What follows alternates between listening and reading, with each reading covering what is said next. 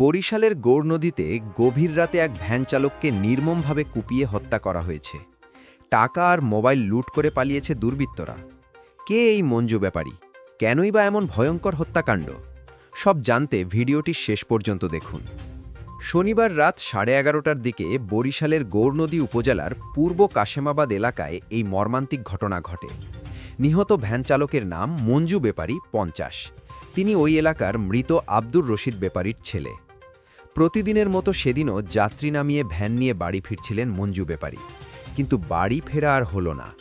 স্থানীয়রা জানান, নির্জন এলাকায় পৌঁছলে হঠাৎ করে কয়েকজন দুর্বৃত্ত তার ভ্যানের গতিরোধ করে।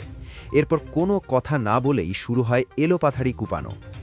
রক্তাক্ত অবস্থায় মঞ্জু ব্যাপারীর সঙ্গে থাকা নগদ টাকা, মোবাইল ফোন ছিনিয়ে নিয়ে ঘটনাস্থল থেকে পালিয়ে যায় দুর্বৃত্তরা। তার চিৎকারে আশেপাশের মানুষ ছুটে এসে তাকে গুরুতর আহত অবস্থায় উদ্ধার করেন। তড়িঘড়ি করে গৌরনদী উপজেলা স্বাস্থ্য কমপ্লেক্সে নেওয়া হয়, কিন্তু চিকিৎসক ডাক্তার টিপু সুলতান জানান, হাসপাতালে পৌঁছানোর আগেই তার মৃত্যু হয়। গৌরনদী মডেল থানার ওসি তারিক হাসান রাসেল বলেন, খবর পেয়ে পুলিশ ঘটনাস্থলে পাঠানো হয়েছে। ঘটনাটি গুরুত্ব সহকারে তদন্ত করা হচ্ছে এবং তদন্ত শেষে বিস্তারিত জানানো হবে।